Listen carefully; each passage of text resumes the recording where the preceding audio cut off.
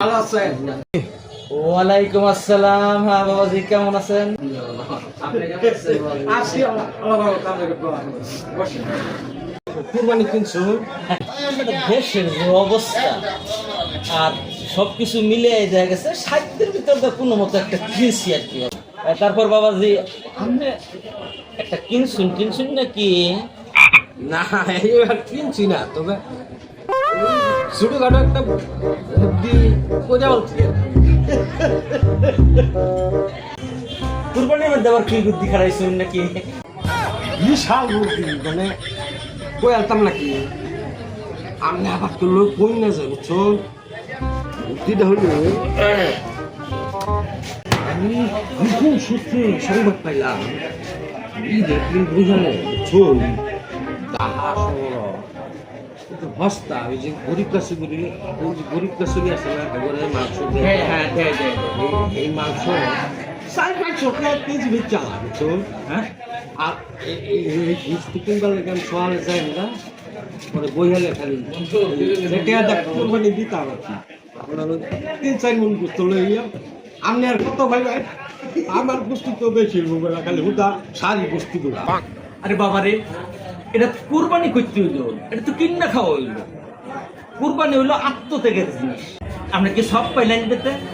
কিন্তু কোনো শখ নাই বাবাজি। সোহাবের কথা কইতেছেন না বেড়া, বুদ্ধি থাকলে বেড়া, বুদ্ধি তো আগেই করে লইছি। মনে করো যে সবটা, এই সবটা ধরো বস্তু তো 3-4 মন হয়ে গেল। আগামী শুক্রবারে হজরের নামাজটা হয়ে যায় বেড়া, কেউ যে আমার আগে জুম্বাত না যাইতে পারে, বুঝছেন? মসজিদের জায়গা বইতাম, এটা উডের সোয়াব আছে না, মসজিদ তো সবার আগে উডের সোয়াব না বেড়া। উঠ কুরবানি দেখালাম, কিন্তু মাংসের সীমা নাই বেড়া। বুদ্ধি বেড়া থাকলে বেড়া আলাপ করুন বেড়া, এটা আপনার কুরবানি হইলো,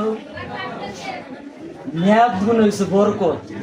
আপনি নিয়াত তো বলা না, এটা তো একটা সালাহি, বাট উপরবার আপনি হাতি দিবার চাইতেছ।